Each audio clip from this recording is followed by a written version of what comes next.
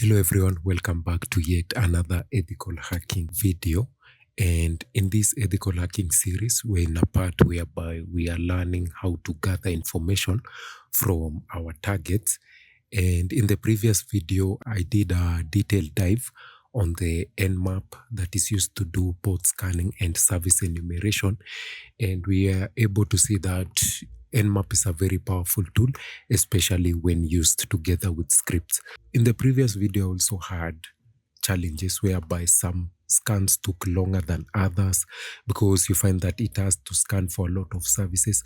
And today I've come up with a solution. So if you want to have a fast scanner that can scan your targets at a very fast rate, there is a tool called RustScan, which is a program that promises the quickest results retrieval when compared to Nmap. So RustScan is very fast compared to Nmap, and you can find that a 17-minute Nmap scan might finish in about 19 seconds by using the utility RustScan. So RustScan is free and open source, and you can find it on GitHub.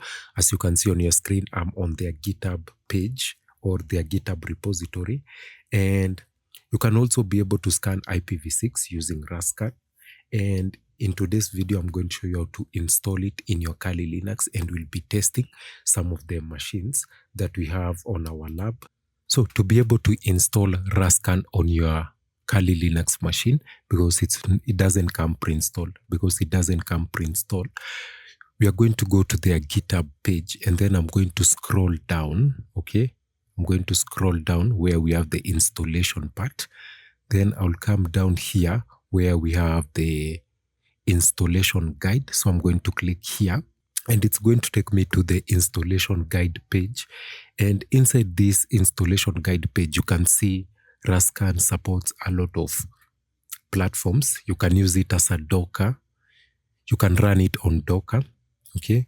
But we are not interested running it in Docker. Then we can see we can be able to download the dev file, which is what I'm going to do. And with that dev file, we are going to install it on our Kali Linux, okay? So we don't want the Docker version, we only want the dev file. So I'm going to click this link, which will take me to the RustScan releases. And inside here, I'm going to get a list of all the releases that RustScan has been able to release. So what I'm going to do, I'm going to look for the dev file that I'm supposed to download. Yeah, as you can see, we have all these files in the asset section.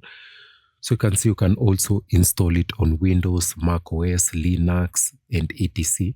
So for me, I'm interested with this. I think it's this one here, rustscan.deb.zip, if I'm not wrong. So it's a cross-platform tool. You can run it on any operating system. Okay, then it's going to download that zip file. So what I'm going to do, I'm going to jump to my Kali Linux terminal. So after it's done installing, then I'm going to move to the downloads directory where our file has been downloaded. So if I say ls, you can see we have a zip file. And what we basically need to do, we need to extract the file so that we can be able to get the dev file that we are going to use it for installation. So I'm going to say unzip, then the name of the file, which is rustscan.deb.zip. And if I say ls, you can see it has extracted, and we are able to have this particular file which you are going to install. So to install a deb package in your Kali Linux or any other Debian or Ubuntu based distribution, we use sudo dpkg-i,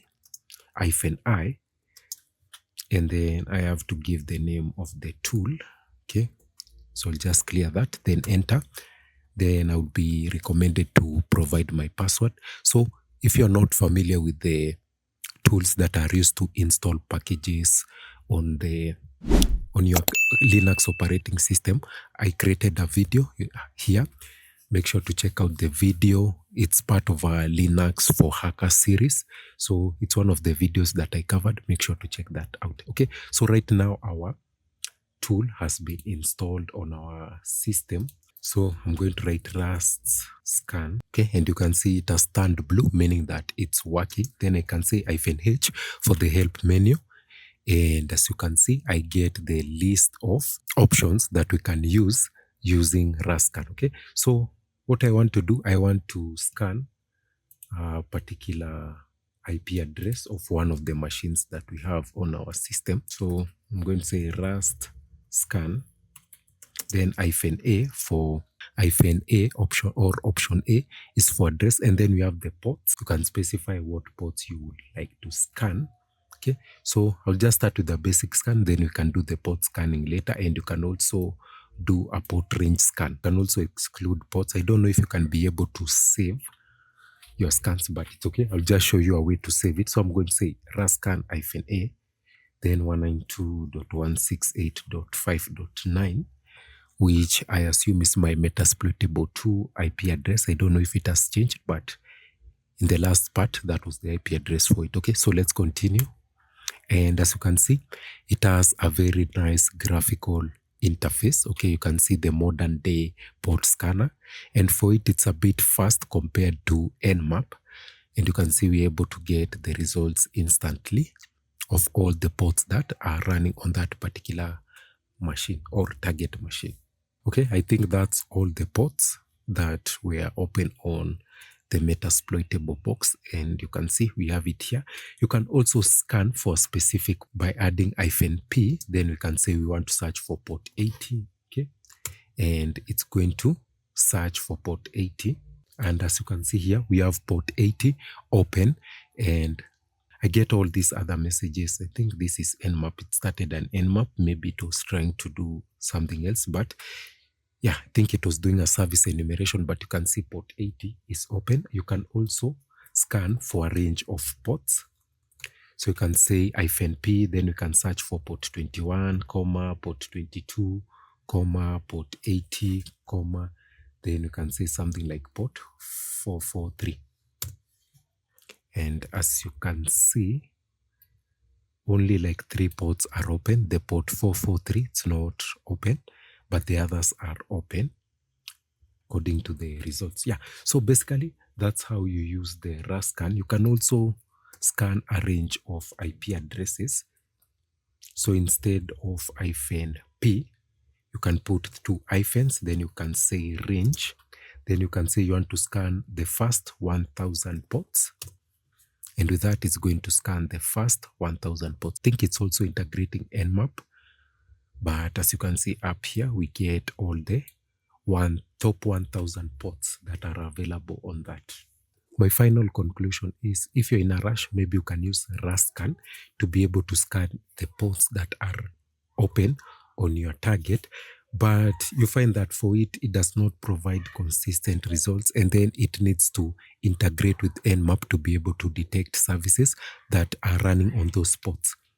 Then for that option for Docker, you might find that sometimes it might reduce the performance slightly compared to you installing it directly on your machine. If you want a more detailed and accurate result scan, you can use Nmap, although it's going to be time consuming at some part.